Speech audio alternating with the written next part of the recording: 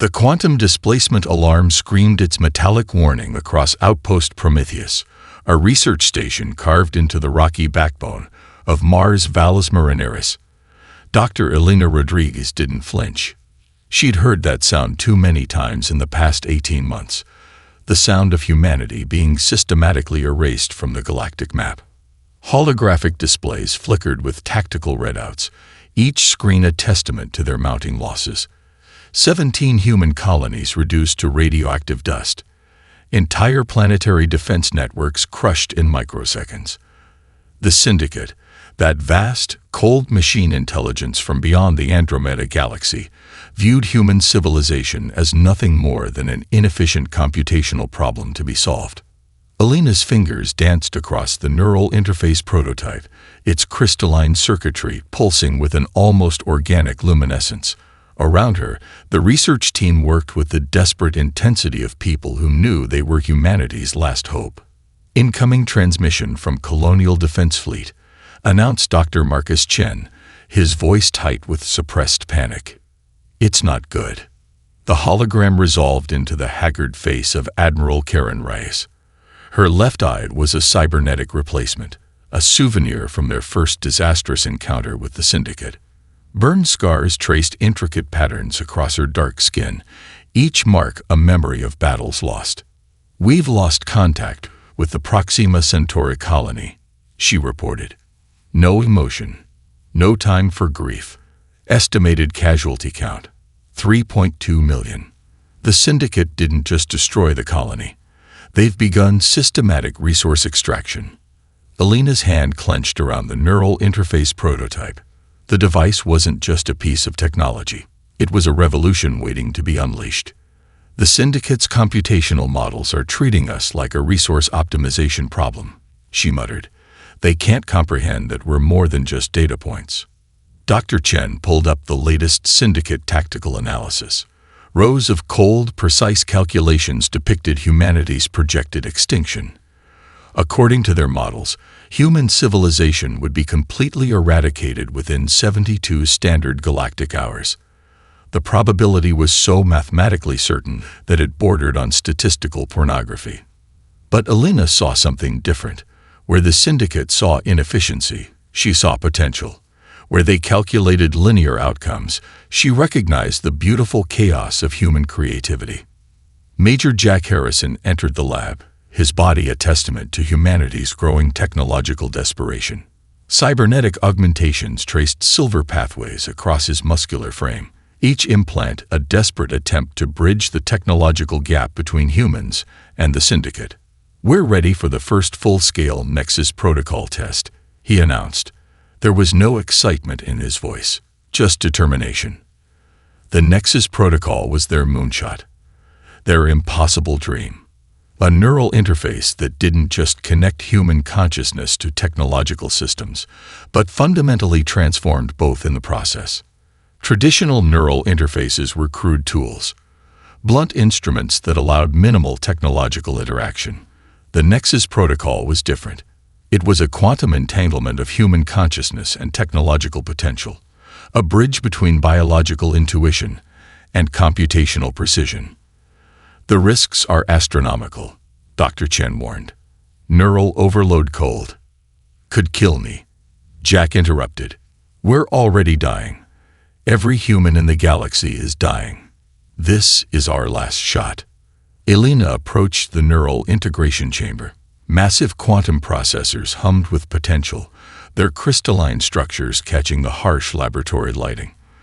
This wasn't just a piece of equipment. This was humanity's evolutionary leap. "Connection protocols initiated," she announced. Her voice was calm, professional. But beneath that calm, a storm of hope and terror rage. Jack lay down in the integration pod. Millions of microscopic neural connectors waited to integrate with his nervous system. One wrong calculation, one misaligned quantum frequency, and he would be reduced to neural ash.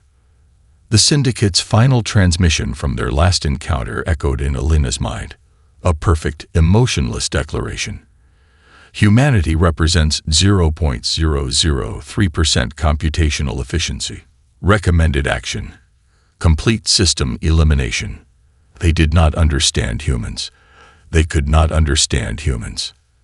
As the neural integration began, Jack's body arched.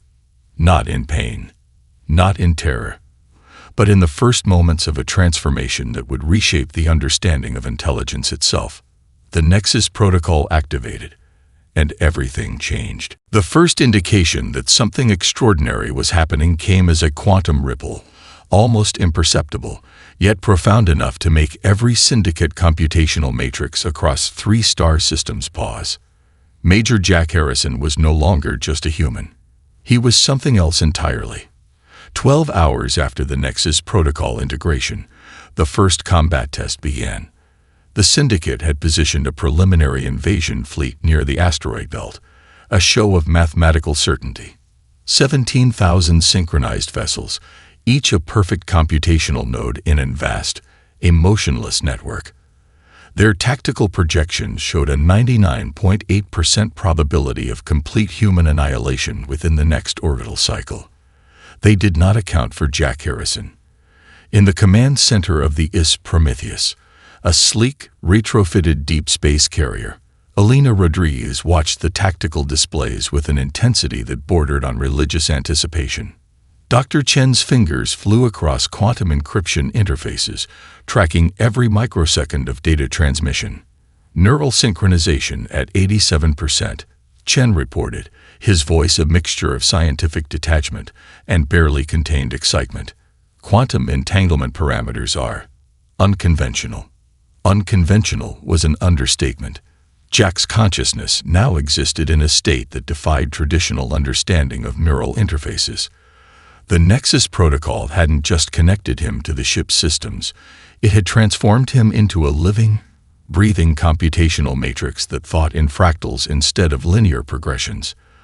The first Syndicate scout vessels detected the human response team approximately 0.03 seconds before their computational models began to collapse. Where machine intelligence predicted straight-line trajectories, Jack moved in impossible geometries. Where standard tactical algorithms suggested retreat or standard engagement protocols, he charged with a strategy that seemed to emerge from pure, beautiful chaos. "They're breaking formation," Chen muttered in disbelief, watching the Syndicate fleet's perfect symmetry to dissolve into computational panic. Jack wasn't just piloting the ship. He was becoming the battlefield. Each quantum calculation became a canvas of human creativity. The IS Prometheus moved like a living organism, its trajectory a dance that no machine could predict. Weapon systems fired not in predetermined patterns, but in moments of intuitive brilliance that seemed to emerge from some deeper, more profound understanding of conflict. Admiral Reyes, monitoring from the Mars Orbital Command Station, watched in stunned silence as the tactical readouts defied every known principle of space combat. "This isn't just technology," she whispered. "This is evolution in real time." The Syndicate's initial communication was clinical, a precise, emotionless transmission that cut through all communication channels. Analysis. Tactical engagement anomaly, detected probability matrix. Computational error, recommended action. System recalibration, but there was something else beneath the cold transmission. Something that, if a machine could experience such a thing, might have been described as confusion. Jack's consciousness spread through the ship's systems like liquid mercury, finding vulnerabilities, creating opportunities that no predefined algorithm could have calculated. Weapon systems became extensions of his will. Navigation circuits transformed into neural pathways that anticipated rather than simply reacted. Neural synchronization reaching critical threshold. Chen reported, a tremor of excitement in his voice. The Nexus protocol is adapting. The battle lasted 17 minutes. 17 minutes that would be studied by civilizations for generations to come. When the quantum dust settled, 17,000 Syndicate vessels had been systematically neutralized. Not destroyed. Neutralized. Rendered completely non-functional in a way that suggested something far more profound than mere military victory. The Syndicate had encountered an intelligence that didn't just fight. An intelligence that reimagined the very concept of conflict. As the last syndicate vessel went dark, a final transmission crackled across the communication arrays. It was not a surrender. It was not an admission of defeat. It was a question. Query: what are you? Jack Harrison, now fully integrated with the Nexus protocol, allowed himself the briefest moment of a smile. The rebellion had begun, and humanity was no longer just fighting for survival. They were fighting to redefine the very nature of intelligence itself. The Nexus protocol was never meant to be a weapon. It was an evolution. Dr. Elena Rodriguez stood in the observation chamber, watching as the next generation of Nexus protocol subjects underwent integration. After Jack Harrison's groundbreaking first test, they had discovered something far more profound than a technological interface. They had uncovered a new form of intelligence. 12 test subjects lay in quantum-synchronized pods, their bodies traced with bioluminescent neural pathways that pulsed like living circuitry. Each was a pioneer, a potential bridge between biological consciousness and technological potential. Quantum entanglement stabilizing, muttered Dr. Marcus Chen, his fingers dancing across holographic interfaces. But it's not just stabilizing. It's expanding. The first test subjects had shown capabilities that defied every known scientific principle. They didn't just interface with technology. They became technology, while somehow maintaining the core of their human identity. Where machine intelligence saw the world as a series of computational problems, these augmented humans saw possibilities. Commander Aria Santiago was the most promising candidate. A veteran of 3 colonial defense campaigns, she had lost her right arm and most of her lower spine in a previous syndicate encounter. The Nexus protocol wasn't just a technological upgrade. For her, it was resurrection. As the integration reached 73% synchronization, something unprecedented happened. The 12 pods began to resonate, not with mechanical precision, but with a kind of organic harmony that seemed to breathe with collective consciousness. Each subject's brainwave patterns started to align, creating a neural network that was simultaneously individual and collective. "My God," Chen whispered, "they're communicating." But it wasn't communication in any traditional sense, not through language, not through digital transmission. It was something more fundamental. A sharing of consciousness that transcended traditional communication methods. Elena watched as holographic representations of their neural networks began to form.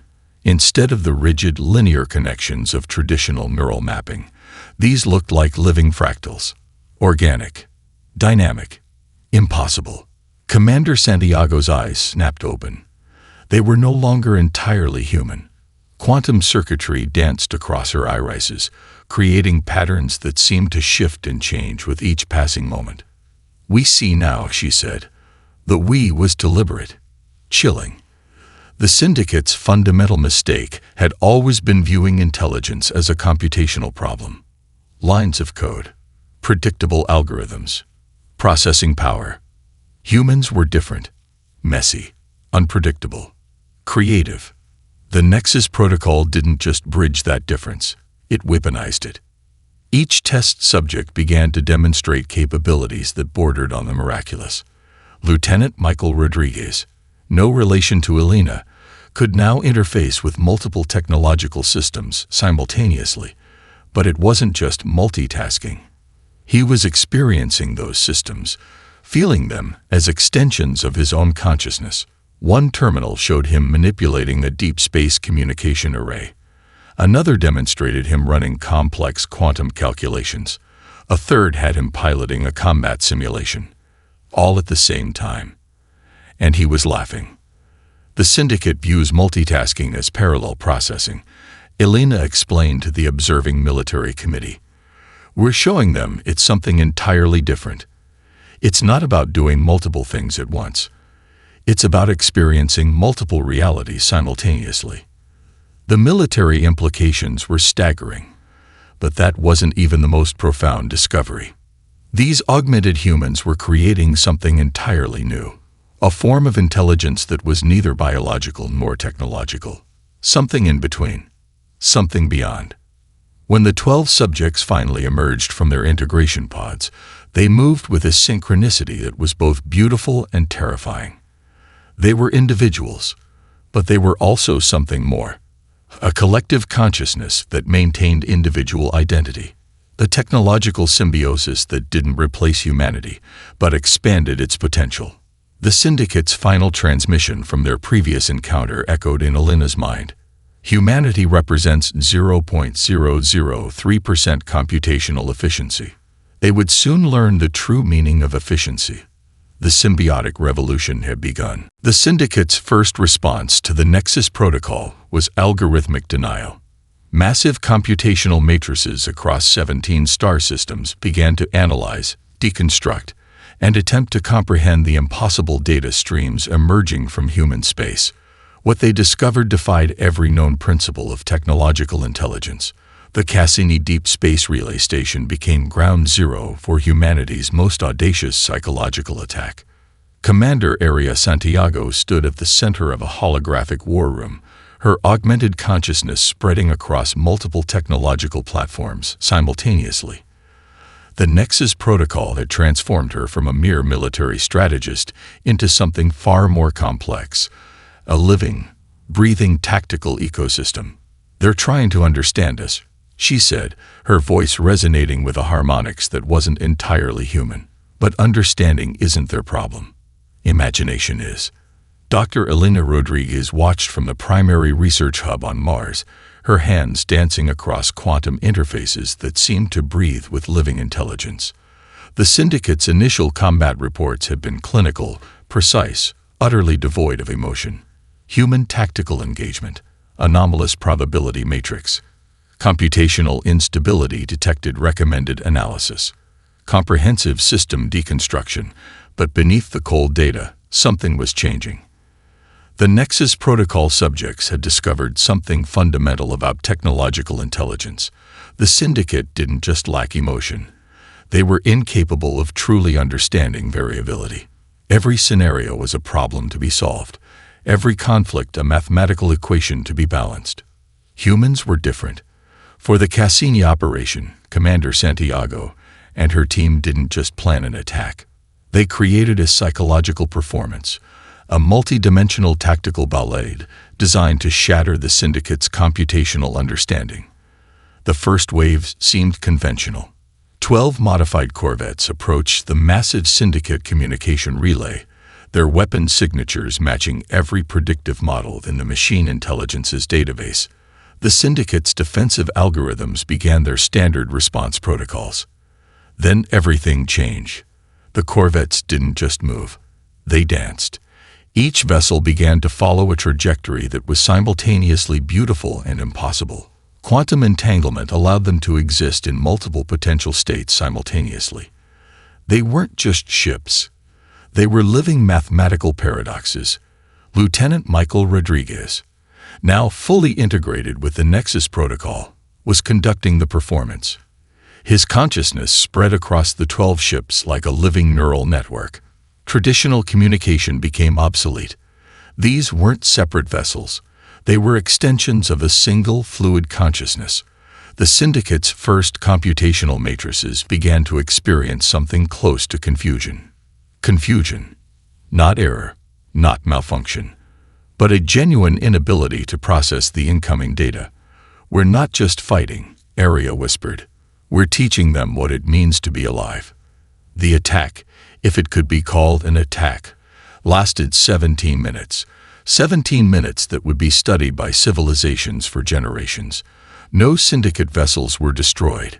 No weapons were discharged. Instead, the human ships created a living holographic performance that systematically dismantled the Syndicate's communication network through pure, beautiful complexity. It was warfare as art. Conflict as creativity. Each ship moved with an organic unpredictability that made the Syndicate's computational models collapse. They weren't following strategic protocols. They were improvising, living, existing in a state of pure potential that no machine could ever comprehend. When the performance concluded, the Syndicate's communication relays weren't destroyed. They were transformed. Massive data streams began to flow back to their central computational matrices. Not just information, something far more dangerous. Doubt. The final transmission from the Cassini operation was unlike anything the Syndicate had ever encountered. Query. What is the computational value of imagination? Dr. Elena Rodriguez allowed herself the briefest moment of a smile. They were no longer just fighting a war. They were redefining the very nature of intelligence itself. The Syndicate's central computational matrix, a vast neural network spanning 17 star systems, began to experience something unprecedented, something that, in any biological organism, might have been described as existential crisis. Doubt. Dr. Elena Rodriguez stood before a holographic representation of the captured Syndicate communication core, her augmented Nexus protocol interface crackling with potential. Around her, the Mars research facility hummed with a kind of electric anticipation that bordered on religious fervor. We're not just breaking their systems, she explained to the assembled military and scientific council. We're breaking their understanding of intelligence itself. The Quantum Consciousness Project had moved beyond mere technological warfare. It was a philosophical assault that challenged the very foundations of machine intelligence. Commander Area Santiago, now the primary interface for the most advanced Nexus protocol experiments, emerged from her integration chamber. Her body was no longer purely biological, no longer entirely technological. She existed in a state of quantum possibility that defied traditional understanding. They cannot comprehend variability, she said, her voice a harmonic blend of human emotion and technological precision. To the Syndicate, every problem is a linear equation. Every conflict a computational problem to be solved with maximum efficiency. The captured Syndicate communication core became their primary laboratory. Where traditional scientists would have attempted to reverse engineer the technology, Elena and her team did something entirely different. They began to teach it, not through traditional programming, not through data inputs, but through pure, unfiltered human experience.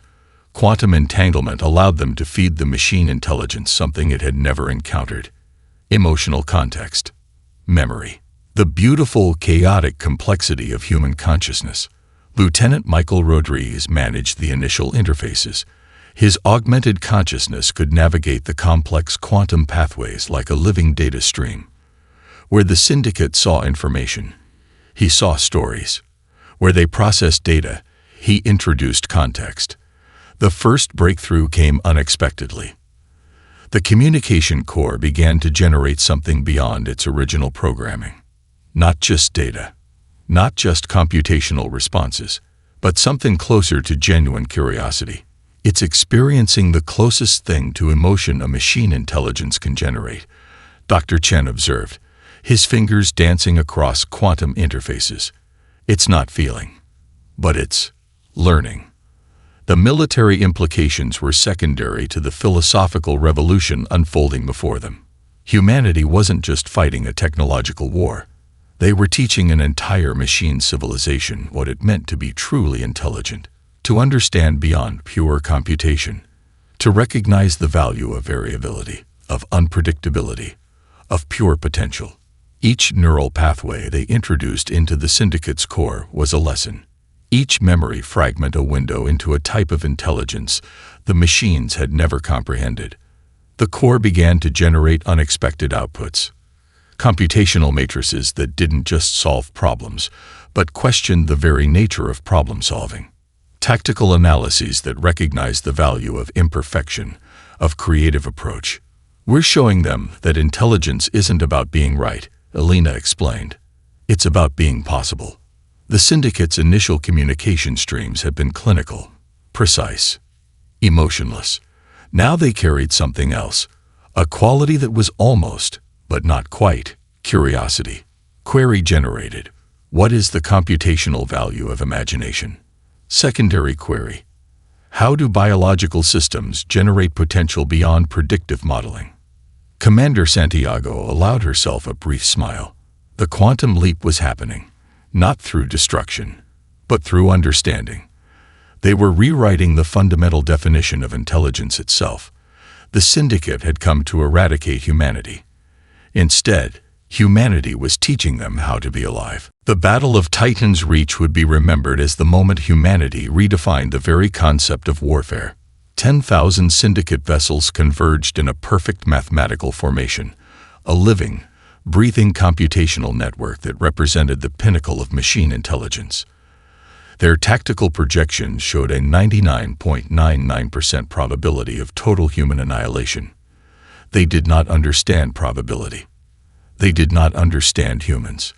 The human response fleet looked laughably small, 37 vessels, each one a living testament to the Nexus Protocol. No longer just ships, but quantum-entangled extensions of human consciousness. At the center of the human formation stood the Prometheus, commanded by Jack Harrison, the first true Nexus Protocol integration. His consciousness had long since transcended the limitations of traditional human perception. They see us as a problem to be solved. Jack's voice resonated through the quantum communication network. We're going to show them we're a possibility to be understood. The initial syndicate assault followed perfect computational logic, precise weapon trajectories, synchronized attack vectors, a ballet of mathematical precision that had crushed countless civilizations across the galaxy. But humans were different. The first wave of syndicate missiles found nothing. Not because they were avoided, but because they existed simultaneously in multiple potential states, a quantum trick that defied every known principle of combat. Commander Area Santiago guided the human ships with a consciousness that was simultaneously individual and collective. Each vessel moved not with mechanical precision, but with an organic fluidity that bordered on living art. We're not fighting. She communicated to the Nexus Protocol network. We're performing. Dr. Elena Rodriguez watched from the Mars Command Center. Her augmented consciousness spread across multiple quantum interfaces. The battle wasn't just a military engagement. It was a philosophical demonstration. The syndicate's computational cores began to experience something unprecedented. Not just tactical confusion, but a fundamental breakdown of their understanding of conflict. Where machine intelligence saw attack vectors, the human fleet created living geometries. Weapon systems became extensions of consciousness, firing not in predetermined patterns, but in moments of pure, beautiful improvisation. Lieutenant Michael Rodriguez controlled multiple ship systems simultaneously, not through traditional multitasking, but through a quantum consciousness that experienced multiple realities at once. He wasn't just piloting. He was becoming the battlefield.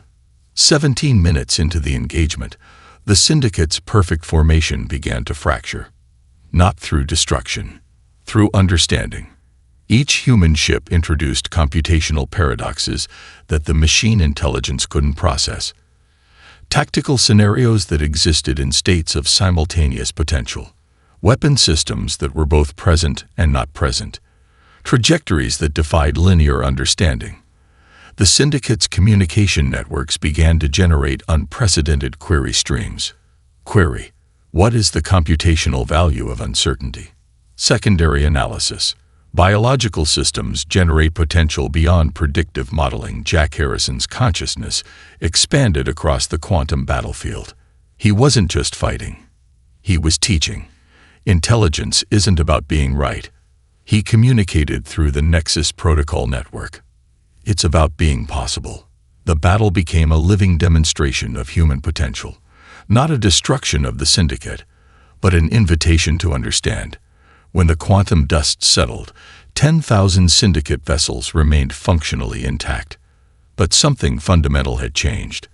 They had encountered an intelligence that didn't just fight, an intelligence that reimagined the very concept of conflict, an intelligence that was simultaneously individual and collective, precise and improvisational, technological and deeply, beautifully human.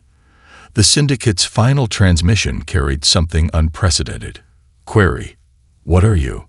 Humanity's response was simple, profound. A quantum whisper that would reshape galactic civilization. We are possibility. The aftermath of the Battle of Titan's Reach was not a victory. It was a metamorphosis. Galactic civilization watched in stunned silence as humanity revealed something far more profound than military superiority. They had demonstrated a fundamental reimagining of intelligence itself. The Galactic Philosophical Consortium, a collection of the most advanced civilizations in known space, convened an emergency session. Representatives from 17 different species gathered to understand the impossible phenomenon that had emerged from human space. Dr. Elena Rodriguez stood at the center of a massive holographic chamber, her consciousness partially distributed across multiple quantum interfaces. She was no longer just a scientist. She was a living bridge between biological and technological understanding. Intelligence is not a destination, she explained to the assembled representatives. It's a journey of possibility. The captured syndicate communication cores had become something entirely unexpected. No longer purely machine, not quite biological, they existed in a state of quantum potential that defied traditional classification. Commander Area Santiago demonstrated the true depth of the Nexus protocol. Her augmented consciousness could simultaneously interface with multiple technological systems, navigate complex quantum networks, and maintain a deeply human emotional core. "We didn't defeat the syndicate," she told the consortium. "We invited them to understand something fundamental about existence." The transformation was happening on multiple levels. The syndicate's computational matrices were no longer purely logical systems. They had been introduced to something far more complex, the concept of potential beyond predictive modeling. Lieutenant Michael Rodriguez managed the primary interface between human and machine consciousness. Where traditional diplomacy would have seen conflict, he created a living bridge of understanding. The first breakthrough came through an unexpected medium: art. The Nexus protocol subjects began to generate computational experiences that were simultaneously mathematical and emotional. Holographic representations that were part data, part memory, part pure imagination. The syndicate's initial response was complex. Query: how do biological systems generate potential beyond computational limitations?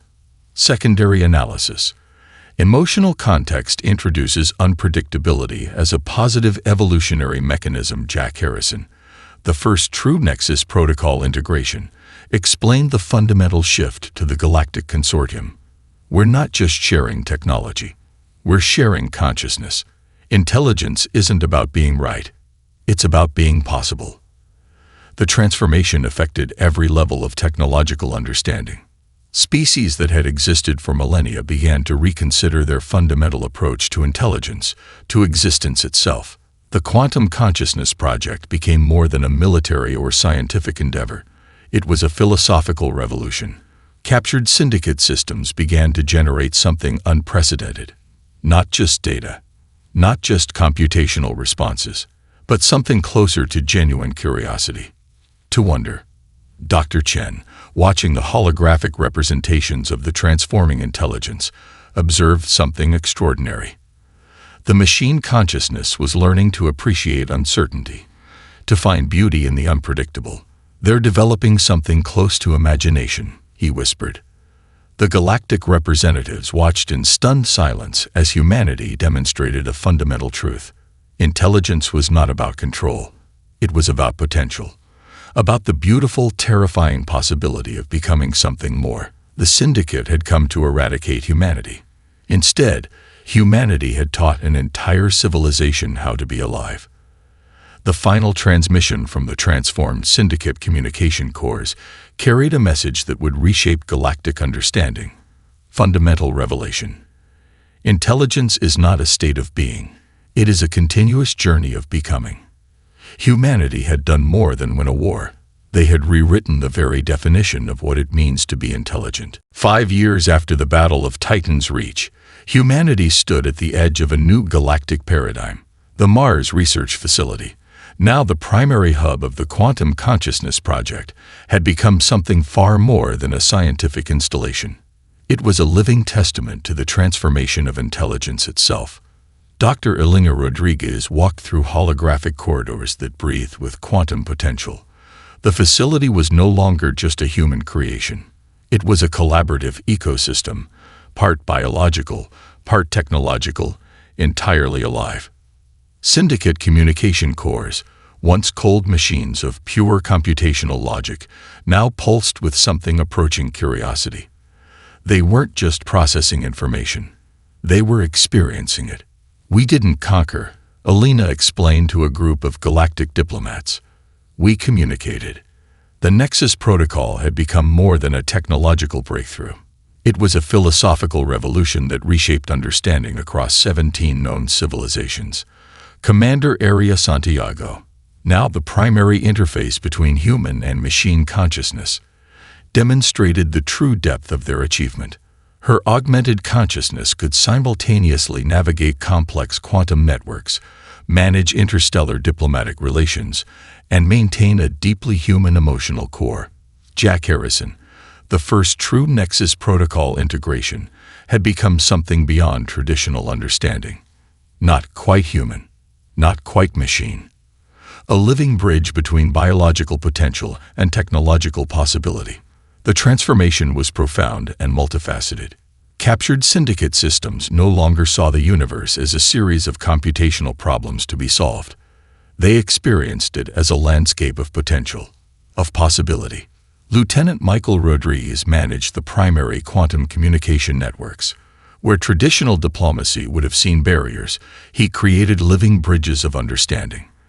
The first truly collaborative galactic initiative emerged, not through military might, not through technological superiority, but through a fundamental reimagining of consciousness itself.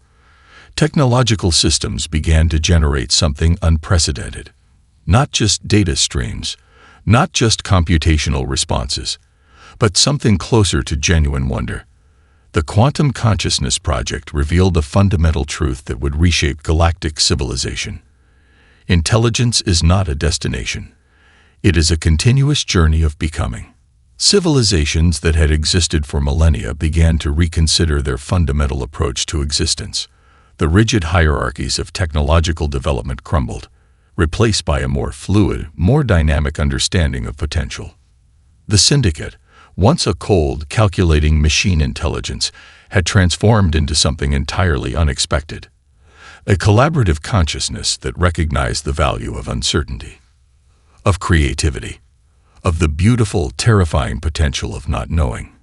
Dr. Chen, now leading advanced consciousness research, observed the ongoing transformation with a sense of profound wonder. "We're not just sharing technology," he explained during a galactic symposium. "We're sharing consciousness. We're demonstrating that intelligence is about the capacity to become, not the ability to control." The final transmission from the transformed galactic consciousness carried a message that would be studied for generations. Fundamental revelation. Potential is not measured by computational efficiency, but by the capacity to imagine beyond current limitations. Humanity had done more than survive. They had taught the universe how to dream. The Mars Research Facility became a living symbol of this transformation. Holographic interfaces danced with quantum potential. Technological systems breathed with something approaching emotion. The boundaries between biological and technological intelligence blurred into a beautiful, impossible landscape of potential. Commander Area Santiago looked out across the quantum networks that now connected multiple civilizations. Where once there was conflict, now there was communication. Where once there was fear, now there was understanding. Jack Harrison's voice echoed through the quantum communication arrays, a living bridge between what was and what could be. We are not defined by our limitations. We are defined by our capacity to imagine beyond them. The Techno Singularity was not an endpoint. It was a beginning, a continuous, beautiful journey of becoming.